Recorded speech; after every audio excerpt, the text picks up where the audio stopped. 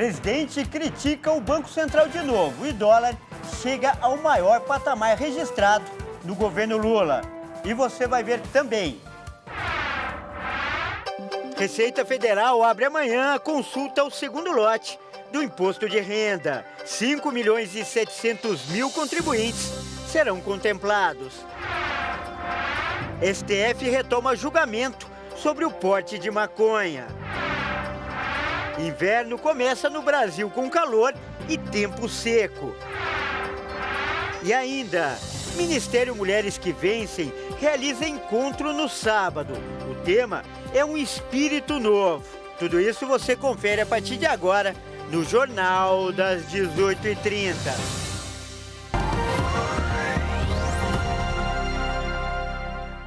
Olá, seja muito bem-vindo. Nós estamos ao vivo, são 18 horas e 33 minutos pelo horário de Brasília. Eu sou o Kleber Werneck e a partir de agora você acompanha comigo as notícias do Brasil e do mundo desta quinta-feira. Olha só, hoje o presidente Lula criticou novamente o Banco Central e desta vez a decisão de manter a taxa básica de juros de 10,5% ao ano. O presidente questionou a autonomia do BC e afirmou que o povo depende do Estado. Vamos ver. Foi uma pena que o Copom manteve, porque quem está perdendo com isso é o Brasil, é o povo brasileiro. Porque quanto mais a gente pagar de juro, menos dinheiro a gente tem para investir aqui dentro. E isso tem que ser tratado como gasto. Aí eu não vejo o mercado falar, sabe, dos moradores de rua, eu não vejo o mercado falar dos catadores de papel, eu não vejo o mercado falar do desempregado, eu não vejo o mercado falar das pessoas que necessitam do Estado. Quem é que necessita do Estado? É o povo trabalhador. Olha só, e após as críticas do presidente da República, que a gente acabou de ver, o dólar, que começou o dia em queda, passou a subir durante a tarde e fechou em alta. Vamos ver. Os mercados de ação e de câmbio reagiram negativamente às novas críticas do presidente Lula contra o Banco Central. O presidente criticou a decisão de manter a taxa básica de juros. Após as críticas do presidente, o Ibovespa chegou a subir 1% e o dólar começou o dia em queda. Mas após a declaração de Lula, a moeda aumentou na tarde de hoje. O principal índice da Bolsa operava sem direção e com alta de 0,07%. Já o dólar subiu 0,17% e cotado a R$ 5,44. E para falar mais sobre esse assunto, nós vamos conversar agora com um especialista. O nosso convidado de hoje é o professor Luiz Henrique Machado, ele que também é economista. Boa noite, professor Luiz. Seja mais uma vez muito bem-vindo aqui ao Jornal das 18h30. Muito boa noite, Kleber. Boa noite a todos. E, professor, a gente acabou de ver aí a declaração do presidente Lula, onde ele questiona a autonomia do Banco Central, alegando que esse modelo não é bom para o país. E eu queria a sua avaliação como especialista. Olha, é um problema sério quando a gente fala sobre a autonomia do Banco Central e o governo querendo usar o Banco Central como ferramenta política. E o Banco Central, que é o banco dos bancos, né, é o que cuida do sistema financeiro, no caso, nosso sistema financeiro nacional, ele tem que ter autonomia para tomar uma decisão técnica. Semana passada mesmo, o governo americano manteve a taxa de juros. Então, aqui no Brasil não tem muita margem para a gente poder mexer isso de forma técnica. E a inflação também vem escalonando. Lembrando que boa parte do controle da inflação que o país faz está baseado no sistema de metas de inflação. Ou seja, a gente controla por instrumento de política monetária, a taxa de juros. E manter a taxa de juros é para não perder o poder de compra da moeda, a inflação. Então, você propõe que exista um retrocesso em termos de autonomia do Banco Central, você está tirando a tecnicidade do instrumento que dita as regras monetárias do país, um modelo que pode ter uma maior compreensão política e influência política e que normalmente o mercado não gosta muito, né, Kleber? Correto. E essa guerra ou essa briga, essa disputa entre o governo e o Banco Central já vem se arrastando desde a semana passada, com críticas dos dois lados. E, no meio de tudo, fica o país. Todo mundo sai perdendo, especialmente a economia, professor? Olha, o mercado, e as condições de mercado, os investimentos, principalmente os investimentos, né, a gente chama tecnicamente de formação bruta do capital fixo, que é o que faz o quê? Crescimento da economia, geração de empregos, o empresário investindo, ampliando a sua capacidade, ele vai fazer isso baseado numa condição de mares mais calmos, ou seja, numa condição que ele possa visibilizar, ele pode avaliar e ver uma condição boa para os seus negócios. Se ele começa a enxergar um mercado já mais a risco, um problema de horizonte de investimento, ou seja, uma piora nas condições, é óbvio que ele vai reduzir o investimento. Então, isso impacta na produção, que impacta no produto, que impacta na geração de renda e impacta no trabalhador. Então, ele até comentou, né, ele falou que, olha, o presidente da República não se mete nas decisões do Copom. Sim, é uma decisão técnica, mas ele reclamou do alto valor pago pela União com juros. Então, na minha opinião, e a gente vem sempre falando sobre isso, o governo deveria estar preocupado, vários economistas pensam sim, em não reduzir a taxa de juros, porque é técnico, mas em gastar melhor. Eu acho que isso é uma coisa que o governo, e isso não é só com o governo Lula, os governos brasileiros deveriam pensar, os nossos políticos, em gastar melhor, não é gastar menos, gastar melhor, dar uma maior prestação da política fiscal, da arrecadação, que em abril foi a máxima. O governo bateu meta de arrecadação em abril, Kleber. Então, esse problema do governo perdendo credibilidade e tentando determinar uma direção ruim para a economia, isso, na verdade, não cai bem. O mercado já está respondendo no câmbio e na bolsa. Muito bem pontuado, essa instabilidade não é boa para ninguém. Nós acabamos de conversar com o professor Luiz Henrique Machado, ele que é economista e também professor universitário. Professor, muito obrigado aí pela sua participação. Muito obrigado, Kleber. Boa noite a todos e vamos ver se a gente consegue navegar em mares mais calmos, tá? É o desejo de todos. Grande abraço. E olha só, eu mudo de assunto agora para falar que a Comissão de Constituição e Justiça e Cidadania do Senado Federal aprovou a proposta que prevê o retorno do município e do estado na placa Mercosul. O projeto de lei segue agora para análise da Câmara dos Deputados. Caso a medida seja aprovada, a placa Mercosul trará de volta a inscrição da cidade e do estado na placa de identificação do veículo. Até então, essa informação estava presente somente na placa cinza. Com a mudança, essas descrições foram removidas da atual chapa, sob a alegação de corte de custos. Introduzida inicialmente no Rio de Janeiro, em setembro de 2018, a placa Mercosul passou a ser adotada em todo o território nacional 2 anos depois. Segundo o texto da proposta, a remoção dos dados acabou prejudicando a identificação geográfica dos veículos, trazendo consequências negativas para quem trabalha na fiscalização do trânsito. Além do retorno do Estado e do município, uma emenda determina a inclusão da ilustração da bandeira do Estado, voltando ao formato antigo antes de ser adotado o projeto da placa Mercosul. Conforme explica o projeto de lei, a volta da inscrição da cidade e do Estado nas placas entraria em vigor somente após 1 ano de sua publicação. As mudanças aconteceriam apenas para emplacamentos após essa data. Sendo assim, carros já emplacados seguiriam como estão, sem precisar trocar por novas chapas. Olha, e o Supremo Tribunal Federal retomou hoje o julgamento sobre o porte de maconha para consumo. Vamos dar uma olhada nas imagens do julgamento que aconteceu agora há pouco e foi suspenso, né?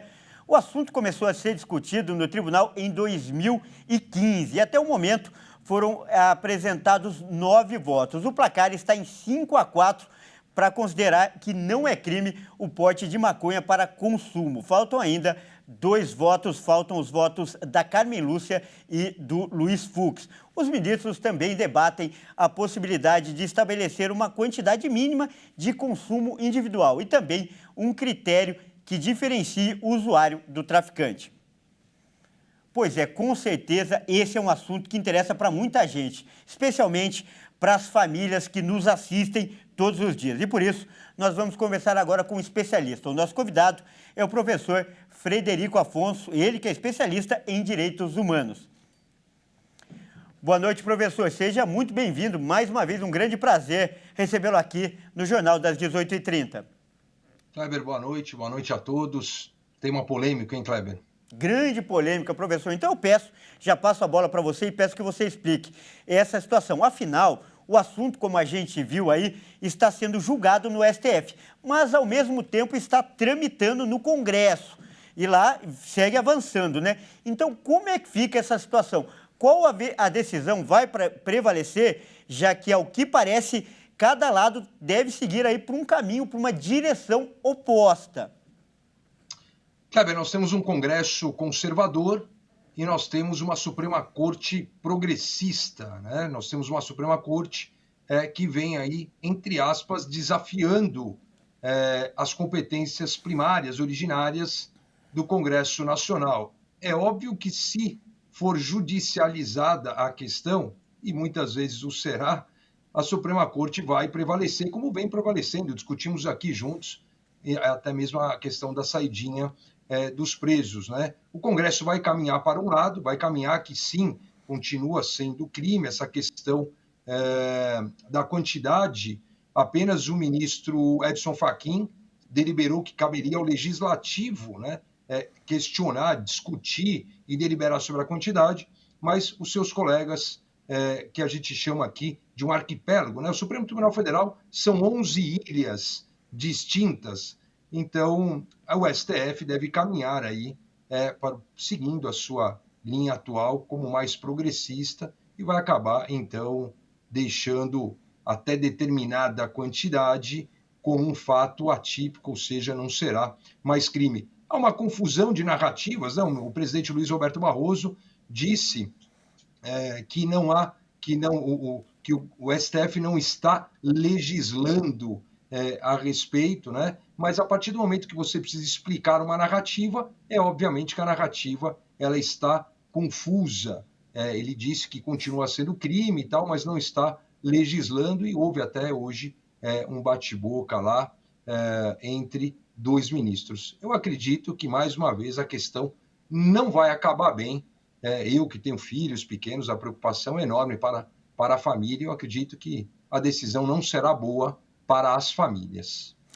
E é muito importante a sua participação, porque a gente percebeu hoje, com essa retomada do julgamento, que ainda há muita desinformação em relação ao assunto. Por exemplo, tem gente que acredita que essa decisão vai liberar, vai legalizar a maconha no país. Explica pra gente, por favor, professor.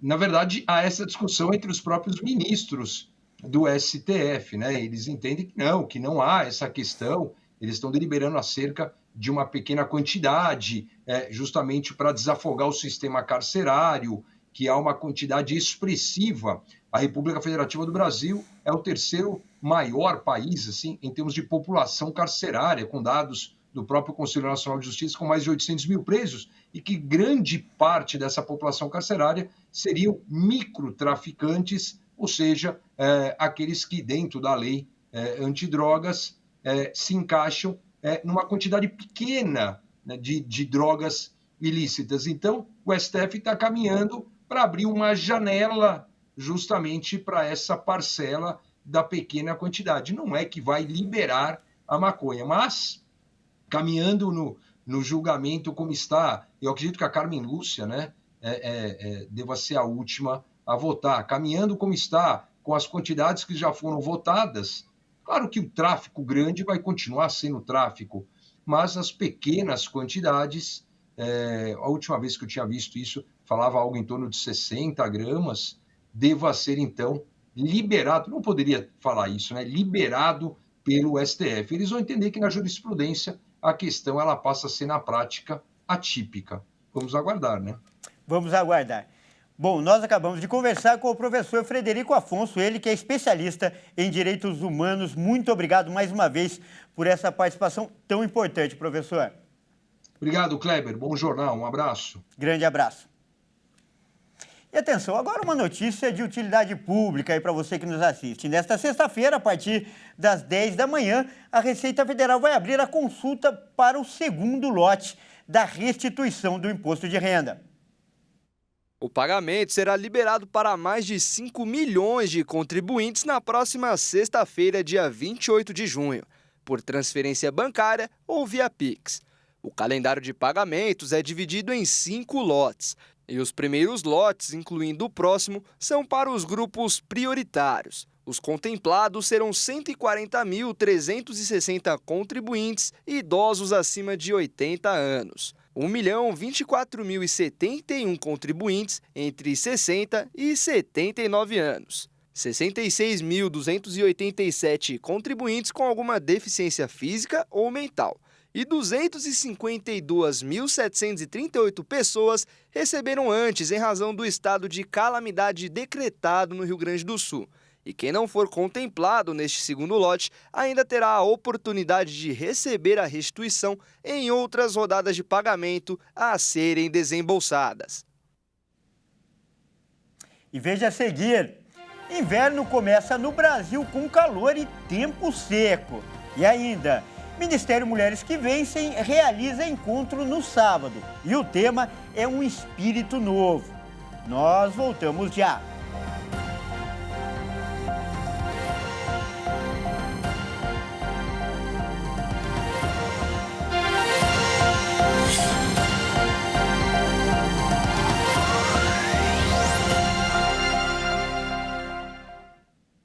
Mais uma vez, seja muito bem-vindo. Nós estamos de volta e ao vivo. São 18 horas e 51 minutos pelo horário de Brasília. E olha só, depois de um outono atípico com dias de calor e tempo seco, o inverno, que começa hoje, também vai ser de temperaturas acima da média na região central. A manutenção das massas de ar seco na região central do Brasil deve impedir que frentes frias avancem para o interior do país nesta nova estação. Com isso, o inverno deve ser mais quente e com pouca chuva.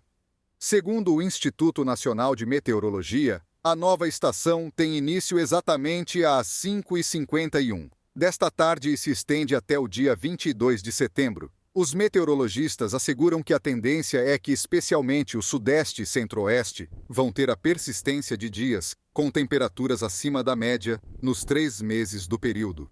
2 fatores são os principais responsáveis pelas temperaturas anormais e chuvas irregulares que devem ser registradas: os bloqueios atmosféricos, o que faz com que um número menor de massas de ar frio consiga avançar no país e traz alguns extremos de calor, mesmo no inverno, e as águas aquecidas do Oceano Atlântico, que mudam os padrões esperados para um inverno com a atuação do fenômeno Laninha, que em geral traz frentes frias mais fortes para o país. Mas os meteorologistas alertam que isso não significa que não teremos dias frios. E agora é hora de falar de esportes aqui no Jornal das 18h30. E quem traz os detalhes é o Fernando Jesus. Boa noite, Fernando. Seja muito bem-vindo mais uma vez aqui ao Jornal das 18h30. E hoje tem jogo pelo Campeonato Brasileiro. Aliás, muitos jogos ou poucos jogos, Fernando? Conta pra gente. Boa noite, Kleber, e a todos que nos acompanham. Exatamente. Hoje temos os últimos jogos da 10ª rodada do Campeonato Brasileiro. Vitória e Atlético Mineiro estão se enfrentando lá no Barradão. A partida começou às 18h30 e nesse momento está 0-0. Às 20 horas, o Flamengo recebe o Bahia no Maracanã e o Palmeiras enfrenta lá no Allianz Parque o RB Bragantino. Legal, Fernando. E olha só, vamos falar então agora um pouco de seleção brasileira. A FIFA, aliás, divulgou hoje o ranking de seleções. Qual é a posição do Brasil, Fernando? Olha, Kleber, o Brasil subiu uma posição e agora é o 4º colocado do ranking de seleções. A líder continua sendo a Argentina. Vamos conferir. A FIFA divulgou um ranking das melhores seleções e o Brasil subiu uma posição, ficando em 4º lugar. Essa melhora se deve ao desempenho da seleção brasileira nos amistosos preparatórios para a Copa América, como a vitória por 3-2 sobre o México e o empate com os Estados Unidos em 1-1. O ranking completo fica assim. Em primeiro lugar, a campeã do mundo, a Argentina, seguida pela vice-campeã França e fechando o top 3 está a Bélgica. Em seguida, temos o Brasil em quarto, Inglaterra em quinto, Portugal em sexto, Holanda em sétimo, Espanha em oitavo, Croácia em nono e fechando o top 10, a Itália. Vale lembrar que a Copa América se inicia nesta quinta-feira, com um jogo entre a campeã do mundo, a Argentina, contra o Canadá. Olha, o placar mudou rápido, Kleber. Antes de entrar no estúdio, eu chequei e o placar estava 0-0 entre Vitória e Atlético Mineiro. E agora o placar já está em 1-1, Kleber. Legal, Fernando. Então, uma rodada que promete mais gols aí. E olha só, voltando a falar aí em Copa América, né? Essa é a primeira edição dessa competição, né? Com arbitragem feminina. Conta pra gente essa história também, Fernando. Exatamente, Kleber. A edição deste ano terá 8 mulheres na equipe de arbitragem, incluindo a árbitra venezuelana Migdalia Rodrigues. Vamos ver. Aos 32 anos, Migdalia Rodrigues vai fazer história. A venezuelana é uma das 8 mulheres que vão apitar na Copa América 2024, que começa nesta quinta-feira. A brasileira Edna Alves e a americana Mary Victoria Penso vão ser as árbitras principais.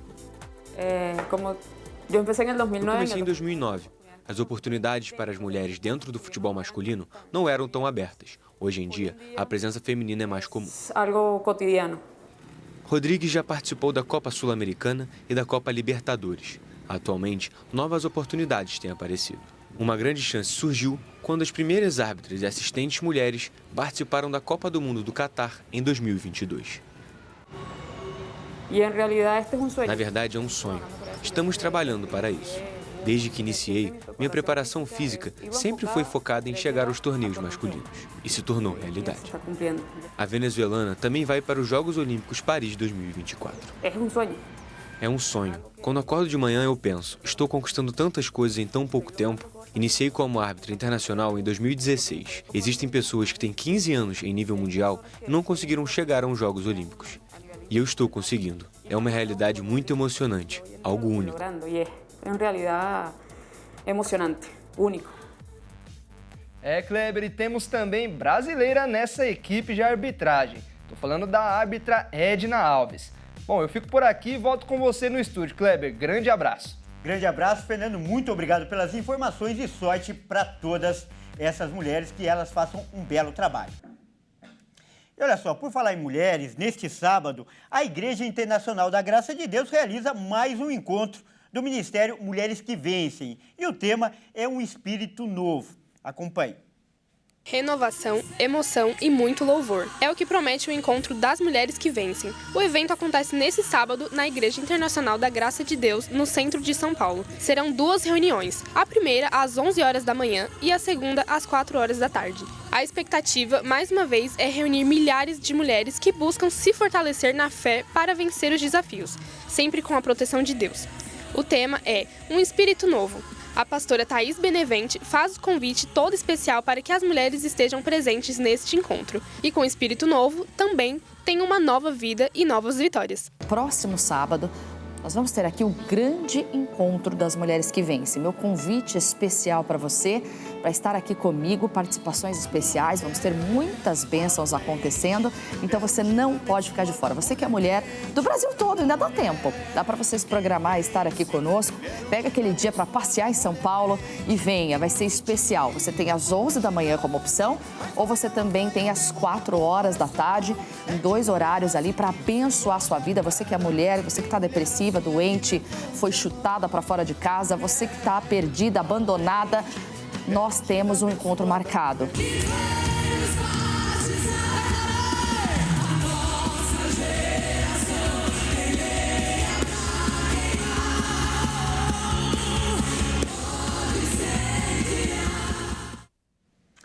Promete ser um belo evento, mais uma vez.